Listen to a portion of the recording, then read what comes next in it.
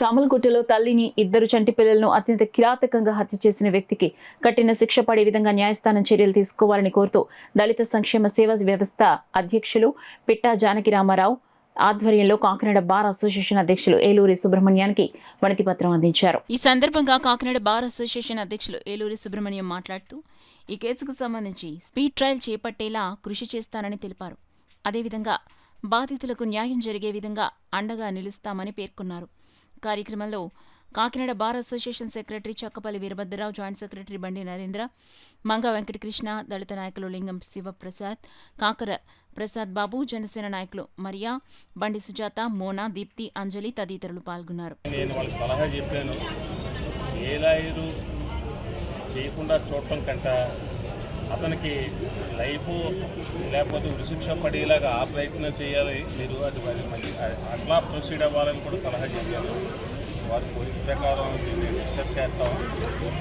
కానీ మేము ఎవరూ చేయకపోయినా కూడా స్టేట్ బ్రీఫ్ని గవర్నమెంటే ఒక లాయర్ని పెడుతుంది, పైపెచ్చు గవర్నమెంట్ ఫీజు కూడా ఇస్తుంది. అంచేత ఈ పద్ధతి కంటే శిక్ష పడాలని కోరుకోవాలి. ఇప్పుడు ఒకళ్ళు చేయకపోతే ఇంకొకళ్ళు కాకినాడ బార్ చేయరు, పిఠాపురం బార్ వస్తారు, పిఠాపురం బార్ చేయరు, రాజమండ్రి బార్ ఎవరో వస్తారు. అంచేత ఈ ముద్దాయి అన్న వ్యక్తి లాయర్ని పెట్టుకుని వాదించుకోవడం అనేది ఫండమెంటల్ రైట్, ప్రాథమిక హక్కు. రాజ్యాంగంలోనూ ఆ హక్కును కాదనడానికి ఎవరికి కూడా హక్కు లేదు.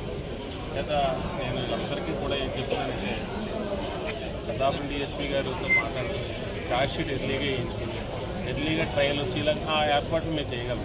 కొంతవరకు జ్యుడిషియల్ ఆఫీసర్ రిప్రజెంట్ చేసి నెంబర్ ఇచ్చి ఫాస్ట్గా చేయగలం చెప్పగలం.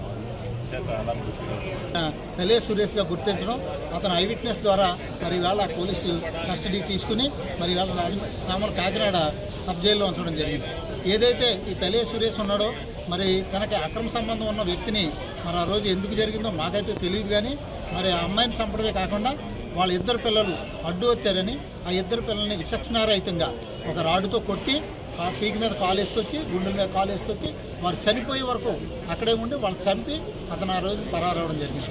మరి ఈరోజు మేము ఈ బార్ అసోసియేషన్ వచ్చి కాకినాడ మరి లాయర్లందరికీ కూడా చాలా ముఖ్య విన్నపం చేసాం.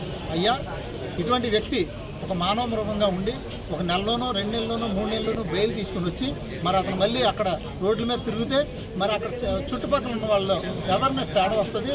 ఎందుకంటే ముగ్గురిని చంపి, అందులో చిన్నపిల్లలను చంపి కూడా మరి వేళ అతను స్వేచ్ఛగా తిరిగితే దీన్ని అలుసుగా తీసుకుని ఇంకా కొంతమంది మమ్మల్ని ఎవరు ఏమి చేయలేరనే ఒక సంకేతం బయటకు వెళ్తుంది.